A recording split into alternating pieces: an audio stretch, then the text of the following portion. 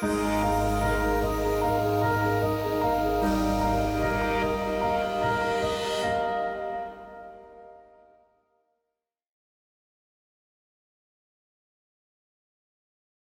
love nature. I get out there, with my family, and I couldn't live without it. I lived in an urban environment, and I think that, I needed it for my heart and for my soul. Women have been such a strong influence in my life, and I've always worked with and for women.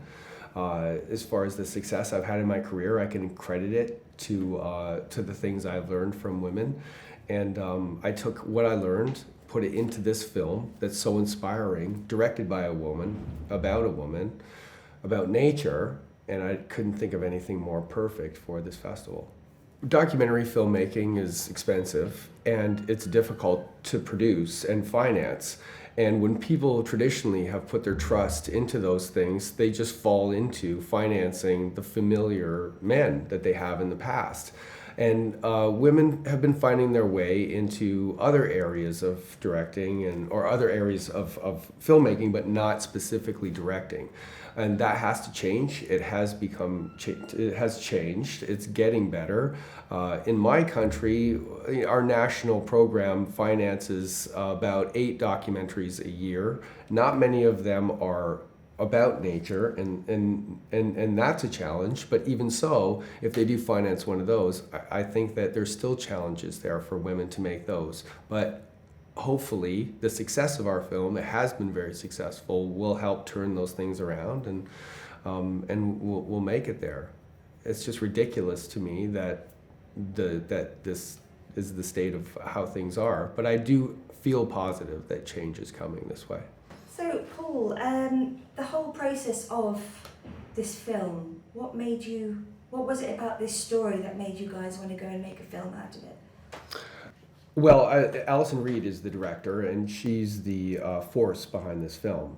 She's a lot like Anne, and when she called me one day after hearing a radio interview on CBC Radio, our public broadcaster, she was enthralled with Anne, and she learned about her story going to Africa in the 1950s as a woman during the apartheid to study giraffes when no one had ever done this before.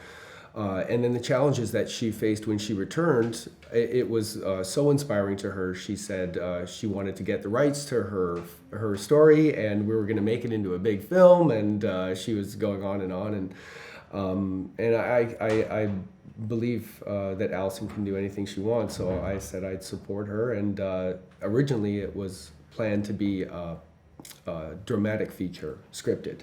And when she found out that Anne was going back to Africa for the first time in almost 60 years, she immediately went with her, took a camera, and turned into a documentary. I've produced different, television and films and things like that, and I think that this is the most special thing I've ever produced. The idea of getting Anne's story out there, as well as the giraffes that she loves so much. She's worked her entire career to try to, tell people that these animals are endangered. And up to this point, she hasn't been able to get that message across. So for us to be able to come along and do the story about her and have her help her achieve her dream is very special to us. And no matter what I produce from now on, I don't think I'll ever get that feeling again. It's when you see the movie, it's really quite moving. Fantastic. And audience responses so far watching this film? 100% standing ovations every time. If they know she's in the audience, they're even more moved to react.